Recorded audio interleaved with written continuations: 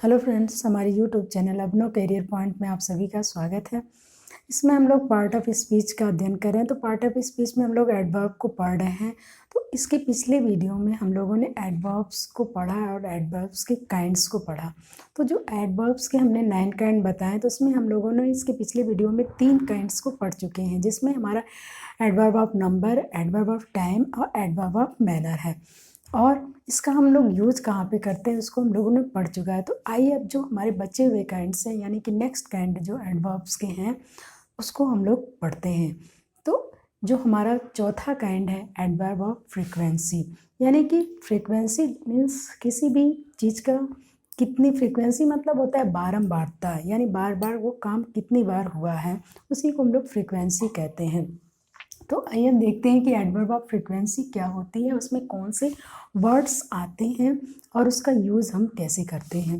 तो adverb of frequency होती है an adverb of frequency tell how often an action is done. मतलब frequency वो होती है कि कोई एक्शन यानी वर्ब कितनी बार उस सेंटेंस में हुआ है, कितनी बार एक्शन हुआ है, वही हमारा एडवर्ब ऑफ फ्रीक्वेंसी होता है। तो इसमें कुछ वर्ड्स आते हैं जिसमें हमारा है once, twice, again, often, regularly, always, occasionally et cetera. ये सारे वर्ड्स को हम अगर देखेंगे तो इसमें दिखा रहा है, ये सारे वर्ड से हमें इंडिकेट हो रहा है कि ये जो वर्ड्स हैं, वंस यानी एक बार, ट्विंस 2 बार, अगेन मतलब फिर से, पुनः, ऑफन मतलब प्रायः, रेगुलरली मतलब जो रोज होता है, नियमित, ऑलवेज मतलब हमेशा, ओकेजनली मतलब किसी भी ओकेज़न पे, किसी भी अवसर पे जो कार्य होता है उसको हम ओकेजनली कहते हैं। तो ये सारे वर्ड से हमें क्या, हमें फ्रीक्वेंसी दर्शा रहा है। ये सारे वर्ड्स जो हैं यहाँ पर, ये फ्रीक्वेंसी को इंडिकेट कर रहे हैं कि किसी भी वर्ड्स में अगर ये वर्ब को मॉडिफाई कर रहा है तो ये फ्रीक्वेंसी को दर्शाएगा। तो ये हम देख रहे हैं कि ये जो ये जो वर्ड्स हैं, ये दिखा रहा है कि कितनी बार हो रहा है, यानी कि वंस, ट्विंस मतलब ये दिखा रहा है कि कितनी बार कोई एक्शन हो रहा है। तो आइए हम इसको सेंटेंस में देखते हैं कि ही, पहला सेंटेंस हमारा, ही केम हियर ट्विंस, वह आया यहाँ पर ट्विंस 2 बार। पहले हम वर्ब को देखेंगे। तो वर्ब जो है हमारा ये केम है, वर्ब हमारा केम है, और ट्विंस मतलब वो यहाँ आया है, लेकिन कितनी बार आया है, तो 2 बार आए हैं। यही हमारा फ्रीक्वेंसी हो गया, एडवर्ब ऑफ फ्रीक्वेंसी। तो इस सेंटेंस में हम देख रहे हैं कि फ्रीक्वेंसी यानी कि 2 बार, वह कितनी बार आया है, एक्शन कितनी बार हुआ है, वही एडवर्ब ऑफ फ्रीक्वेंसी होती है। तो केम, वह आया कितनी बार, 2 बार।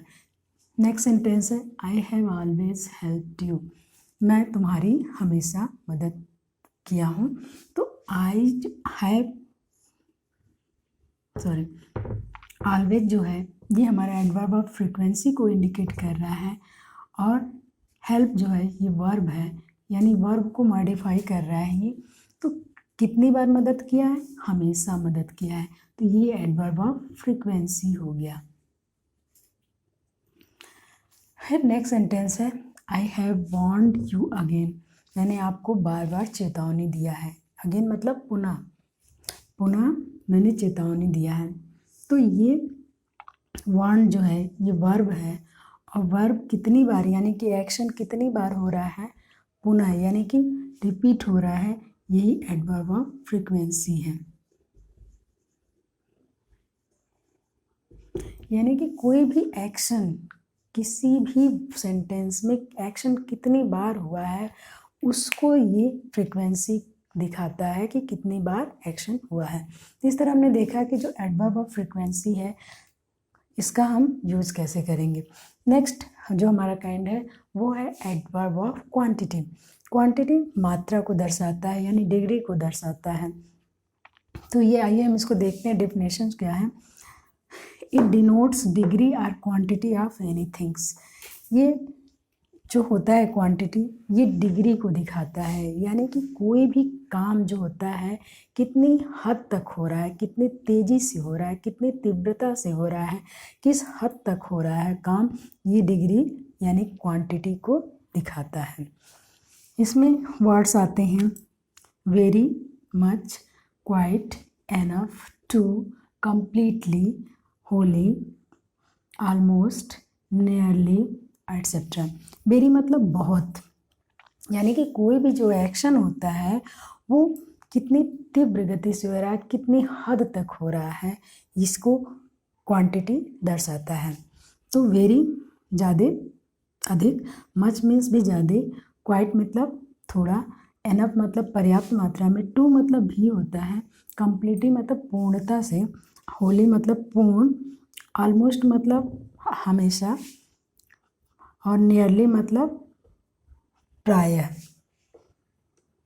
ये जो सारे वर्ड्स हैं ये क्वांटिटी को डिनोट्स करते हैं, किसी भी एक्शन की क्वांटिटी को दिखाते हैं कि वो एक्शन कितनी हद तक हो रहा है, कितनी तीव्रता से हो रहा है। तो आइए हम उसको कुछ एग्जाम्पल के थ्रू समझते हैं। इसका क्वांटिटी के कुछ एग्जाम्पल्स को देखेंगे सेंटेंस के थ्रू। तो आइए अब हम देखते हैं कि क्वांटिटी के जो एग्जाम्पल्स हैं सेंटेंस के थ्रू, एग्जाम्पल्स क्या है।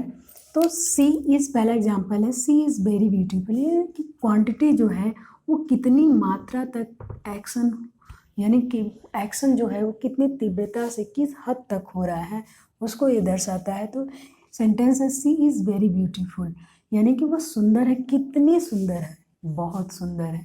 वेरी, यही एडवर्ब ऑफ क्वांटिटी है। फिर नेक्स्ट सेंटेंस हमारा you are perfectly correct. Perfectly मतलब वो कितना करेक्ट है, कितना सही है, तो पूर्ण रूप से वो सही है, परफेक्टली करेक्ट, यानी कि करेक्ट तो है लेकिन कितना परफेक्ट रूप से यानी पूर्ण रूप से वह सही है। तो यही क्वांटिटी दर्शा रहा है, एडवर्ब ऑफ क्वांटिटी को क्वांटिटी दर्शाता है ये। नेक्स्ट सेंटेंस के थ्रू हम समझेंगे I do not know him much. मैं उसको ज़्यादा नहीं जानता हूँ, यानी कि आप उसको उसके बारे में कितना जानते हैं ये आपकी क्वांटिटी को दिखा रहा है, कितना उसको जानते हैं, किस हद तक उसको जानते हैं, कितनी उसके बारे में जानते हैं। तो मैं उसके बारे में ज़्यादा नहीं जानता हूँ। तो यही हमारा मच जो है एडवर्ब ऑफ क्वांटिटी हो जाता है। इस तरह हमने देखा कि क्वांटिटी क्या होती है। और अब आइए हम देखते हैं हमारा जो नेक्स्ट काइंड है एडवर्ब का, वो 6 है हमारा, adverb of negation and affirmation. Negation मतलब निगेटिव जो सेंटेंस होता है, और अफर्मेशन मतलब यानी स्वीकारात्मक, जिसको हम आंसर यस या मतलब यस के रूप में देते हैं, यानी कि स्वीकार करके मतलब उसको स्वीकारात्मक आंसर देते हैं, वो हमारा अफर्मेशन कहलाता है। और निगेशन नकारात्मक जो आंसर होता है उसको निगेशन कहते हैं।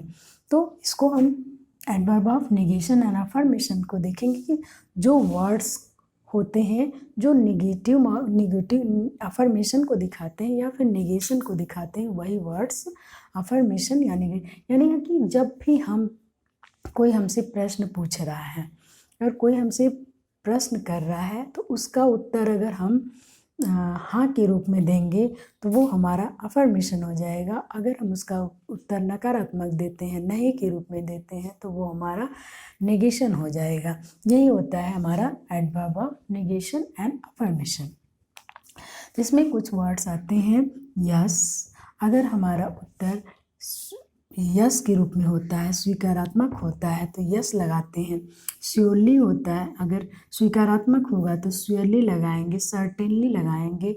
अगर हमारा उत्तर नहीं यानी कि हमको नहीं पता रहेगा तो हम नेवर का यूज़ करेंगे, नॉट का यूज़ करेंगे, नो का यूज़ करेंगे और रेयरली का यूज़ करेंगे। तो ये जो वर्ड्स हैं यस, श्योरली, सर्टेनली, ये स्वीकारात्मक अफर्मेशन में आएंगे। अगर हमको कोई भी प्रश्न का उत्तर अगर हम देंगे तो वो हमारा यस, श्योरली या सर्टेनली आएगा। अगर हमारा नेगेशन रहेगा तो नेवर, नॉट, नो और रेयरली का यूज करेंगे। तो इसको हम सेंटेंस में देखेंगे। ही हार्डली कम्स हियर। हार्डली वह यहाँ आता है नहीं के बराबर। हार्डली मीन्स होता है न के बराबर। हार्डली मीन्स न के बराबर, यानी कि बहुत ही मुश्किल से, यानी कि न के बराबर वह यहाँ आता है।